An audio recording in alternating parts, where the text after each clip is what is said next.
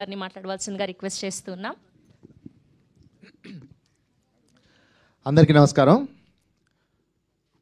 Media మిత్రులకి, electronic media, press media, paper media అందరికీ, YouTube సోదరులకి అందరికీ కూడా నమస్కారం. ముందుగా ఫీనిక్స్ అంటే ఏంటి? ఫీనిక్స్ అంటే మన పురాణాల ప్రకారం మరణానంతరం కూడా మళ్ళీ పునర్జీవనాన్ని పొందే ఒక పక్షి, ఒక కాల్ అని మన పురాణాల్లో ఉంది. అది సూర్యునికి సమీపంగా వెళ్ళి పూర్తిగా భస్మమైనప్పుడు కూడా మళ్ళీ ఆ భస్మంలో నుండి ఊపిరిని పోసుకొని మళ్ళీ బ్రతుకుతుంది. అదే ఫీనిక్స్ అంటే. సరే, మన సినిమాకి దీనికి సంబంధం ఏంటంటే, అదే మన ఈ సినిమాలో హీరో క్యారెక్టర్. చావు దగ్గరికి వెళ్ళి చచ్చిపోయాడరా అనుకున్న తర్వాత కూడా లేచి కూర్చుంటాడు. అంత పవర్ఫుల్ నేమ్ ఇది. చాలా పవర్ఫుల్ నేమ్, ప్లస్ చాలా కలిసి వచ్చే నేమ్ అంటారు దీన్ని.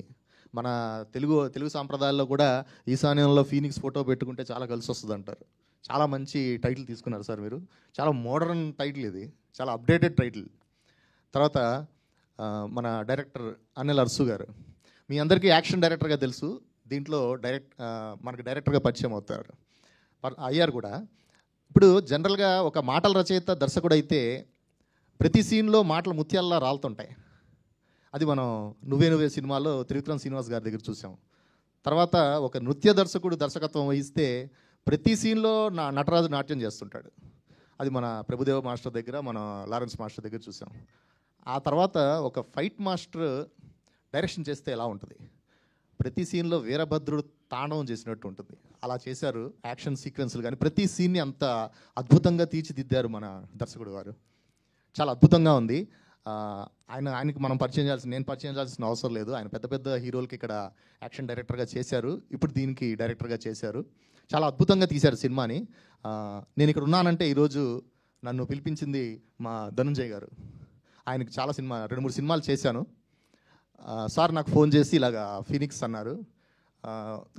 చూశాను సినిమా చూశాక చాలా అద్భుతంగా ఉంది సార్ సినిమా, ఇది తెలుగులో చాలా బాగుంటుంది అన్నారు. చాలా అద్భుతమైన సినిమా ఇది. తర్వాత హీరో సూర్య గారు.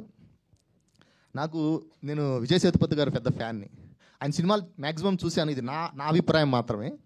అరే, ఒక కోణం మిస్ అయింది విజయ్ సేతుపతి గారి దగ్గర అనుకునేవాడు. ఎందుకంటే ఎక్కువ యాక్షన్ చేయడు అతను, చాలా ఎక్కువ డ్రామాస్ దీంట్లో ఎక్కువ చేస్తారు. అరే, ఒక కోణం మిస్ అయిందా అనుకున్నాను. ఆ కోణాన్ని నేను పూర్తి చేశారు.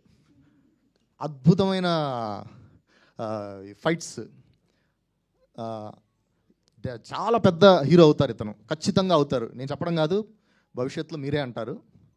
చాలా అద్భుతమైన సినిమా ఇది. నాకైతే చాలా బాగా నచ్చింది, మీ అందరికి కూడా నచ్చుతుంది. డబ్బింగ్ కార్యక్రమాలు, మాటలు పాటలు రాశాను దీనికి. డబ్బింగ్ కార్యక్రమాలు కూడా పూర్తి అయిపోయినాయి, త్వరలో మీ ముందుకు వస్తుంది.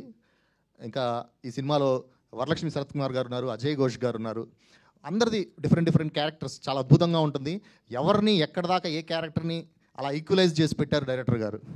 ఆయనకి బాగా యాక్షన్ సినిమాలు చేసి డైరెక్షన్ మీద బాగా గ్రిప్ వచ్చేసింది సార్ మీకు. Thank you very much. ఈ సినిమాలో నాకు అవకాశం ఇచ్చినందుకు మా ప్రొడ్యూసర్కి thank you very much. Dhananjay గారు నాకు ఇక్కడ తీసుకొచ్చినందుకు thank you sir. Thank you sir. Surya గారు ఇంకా చాలా సినిమాలు చేయాలని నేను కోరుకుంటున్నాను. Thank you very much sir. Thank you very much. తర్వాత ఈ సినిమా ఇప్పటిదాకా అనిల్ అర్సు గారి చేతిలో ఉంది.